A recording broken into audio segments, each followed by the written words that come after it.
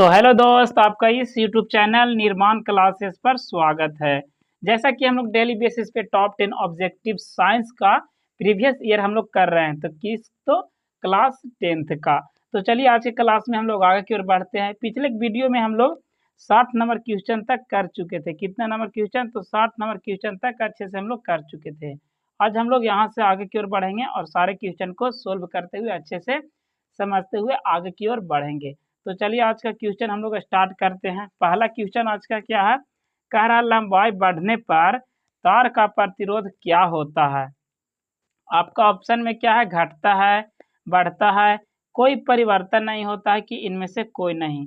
तो चलिए हम लोग सबसे पहले समझते हैं प्रतिरोध को प्रभावित करने वाले कारक कौन कौन से होते हैं। तो पहला क्या होता है? लंबाई। क्या दोस्त? तार की लंबाई पर, पदार्थ की प्रकृति पर। दूसरा क्या होता है? पदार्थ की प्रकृति पर। और तीसरा क्या होता है? तो अनुप्रस्थ काट के क्षेत्रफल पर। और नेक्स्ट क्या होता है? चौथा टेम्परेचर पर। तो ये सभी क्या करते हैं? प्रतिरोध को प्रभावित करने वाले इसके मुख्यतः कारण है। तो लंबाई किस तरह प्रभावित करता है दोस्त? तो क्या करता है? अगर किसी तार की लंबाई बढ़ाते हैं, क्या दोस्त? किसी तार की हम लोग क्या करते हैं? लंबाई को बढ़ाते हैं तो क्या होता है? इसका प्रतिरोध भी बढ़ता है। यानी कि क्या होता है कि लंबाई क्या होता है? प्रतिरोध का सीधा समानुपाती होता है। क्या होता है? सीधा समानुपाती। किसी तार का हम लंबाई बढ़ाते हैं तो क्या होगा? उसका प्रतिरोध भी बढ़ता है। तो इसका राइट आंसर क्या हो जाएगा? बढ़ता है। क्या? तो बढ़ता है। तो बी इसका क्या हो जाएगा? राइट आंसर होगा। तो चलिए अब आगे की ओर चलते हैं और समझते हैं। कह रहा है क्या दोस्त? नेक्स्ट क्वेश्चन, 20 डिग्री सेल्सियस पर सिल्वर की विद्युत प्रतिरोधकता कितनी है?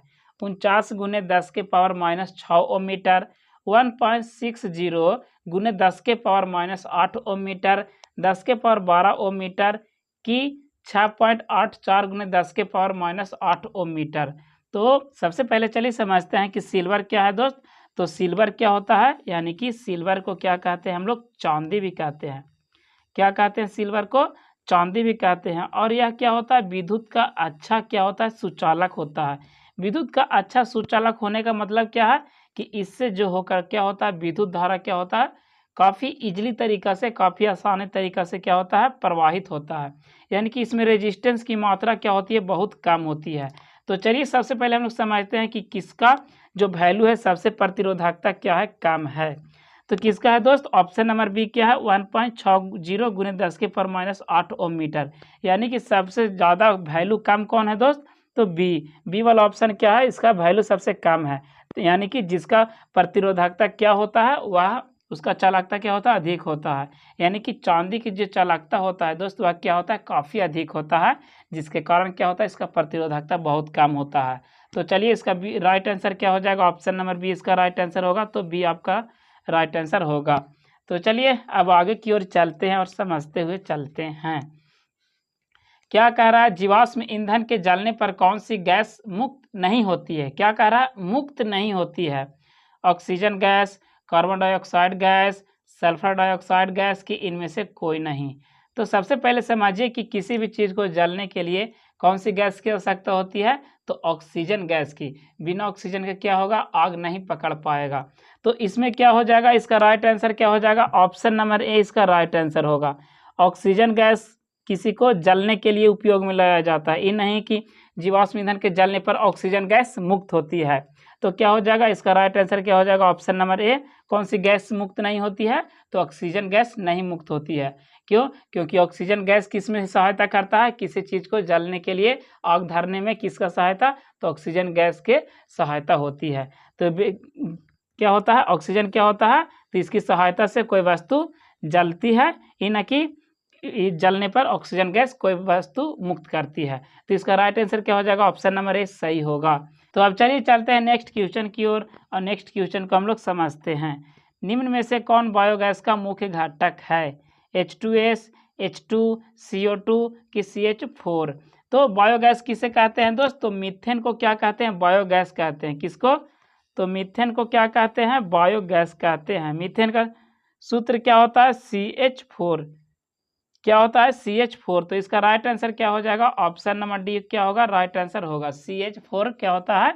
यानी कि CH4 को क्या कहते हैं हम लोग? बायोगैस के नाम से भी जानते हैं। तो चलिए अब आगे की ओर चलते हैं और समझते हुए बढ़ते हैं। क्या कहा, टिंचर आयोडीन विलयन बना होता है एथिल अल्कोहल में, क्लोरोफॉर्म में, कार्बन टेट्राक्लोराइड में कि ईथर में। तो इसका राइट आंसर क्या हो जाएगा दोस्त, ऑप्शन नंबर ए क्या होगा, एथिल अल्कोहल में। किस में दोस्त, तो एथिल अल्कोहल में। टिंचर आयोडीन किस में मिलकर बना होता है, तो एथिल अल्कोहल में मिलकर बना होता है। तो इसका ऑप्शन नंबर ए क्या होगा, राइट आंसर होगा क्या, तो एथिल अल्कोहल।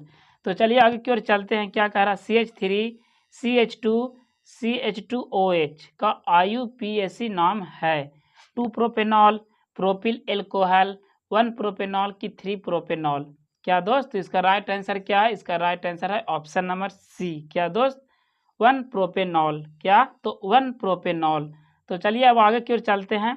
निम्नांकित में कौन कमरे के ताप पर द्रव है, एथेनॉल, मेथेन, एथेन, एथाइन। तो इसका राइट आंसर क्या है दोस्त, जो कमरे के ताप पर क्या है आपका, लिक्विड अवस्था है, द्रव है। तो कौन है, ऑप्शन नंबर क्या इसका हो जाएगा, ऑप्शन नंबर ए इसका राइट आंसर होगा। कौन है, तो एथेनॉल है। कौन है दोस्त, एथेनॉल। आप बताइएगा कि मेथेन का सूत्र क्या होता है, एथेन का सूत्र क्या होता है, तो इसको आप कमेंट बॉक्स में इसका आप जवाब दीजिएगा। तो चलिए आगे की ओर चलते हैं। बेंजीन सांद्र सल्फ्यूरिक अम्ल की उपस्थिति में नाइट्रिक अम्ल से अभिक्रिया कर बनाता है। क्या कह रहा है, बेंजीन जो है सल्फ्यूरिक अम्ल की उपस्थिति में नाइट्रिक अम्ल से अभिक्रिया करके क्या बनाता है, नाइट्रोबेंजीन, फिनॉल, टाइलून, टाइलून की बेंजोइक अम्ल। तो इसका राइट आंसर होगा क्या दोस्त, जब बेंजीन किसकी उपस्थिति में, सल्फ्यूरिक अम्ल की उपस्थिति में नाइट्रिक अम्ल से मिलता है तो क्या बनाएगा दोस्त, नाइट्रोबेंजीन बनाता है। क्या बनाता है, नाइट्रोबेंजीन। तो इस प्रक्रिया को क्या कहते हैं, नाइट्रीकरण कहते हैं। क्या कहते हैं, नाइट्रीकरण कहते हैं, जिसे नाइट्रोबेंजीन प्राप्त होता है, जिससे क्या होता है, नाइट्रोबेंजीन प्राप्त होता है। तो इसका राइट आंसर क्या हो जाएगा, ऑप्शन नंबर ए इसका राइट आंसर होगा। तो चलिए अब चलते हैं आगे की ओर। निम्न में कौन यौगिक ईंधन के रूप में इस्तेमाल किया जा सकता है, एथेनॉल, प्रोपेनॉल, एथेनोइक अम्ल की इनमें से सभी। तो इसका राइट आंसर क्या हो जाएगा दोस्त, इसका राइट आंसर हो जाएगा ऑप्शन नंबर ए। एथेनॉल को हम लोग किस में यूज करते हैं, तो ईंधन के रूप में, जलाने के रूप में इसको हम लोग क्या कर सकते हैं, तो उपयोग कर सकते हैं। किसको, तो एथेनॉल को। तो चलिए अब चलते हैं आगे की ओर और हमारा इस वीडियो का, इस क्लास का क्या होगा, लास्ट क्वेश्चन होगा। क्या कह रहा, निम्न में कौन सा समूह डोबेरेनर त्रिक बनाता है, डोबेरेनर त्रिक बनाता है, NPAS, FCl, Br, Ca, Sr, Ba, Be, Mg, Ca। तो जो कैल्शियम, अस्ट्रानिशियम और बेरियम होता है दोस्त, ऑप्शन नंबर सी क्या है, जो कैल्शियम, अस्ट्रानिशियम, जो बेरियम होता है वह क्या करता है, तो डोबेरेनर त्रिक समूह को बनाता है। क्या, डोबेरेनर त्रिक समूह को बनाता है। तो इसका राइट आंसर क्या हो जाएगा, ऑप्शन नंबर सी इसका क्या होगा, राइट आंसर होगा। तो इस वीडियो में बस इतना ही। अगर आपको लगता है कि यह वीडियो आपके लिए इन्फॉर्मेटिव हुआ हो तो वीडियो को लाइक करें एंड चैनल को भी सब्सक्राइब करें।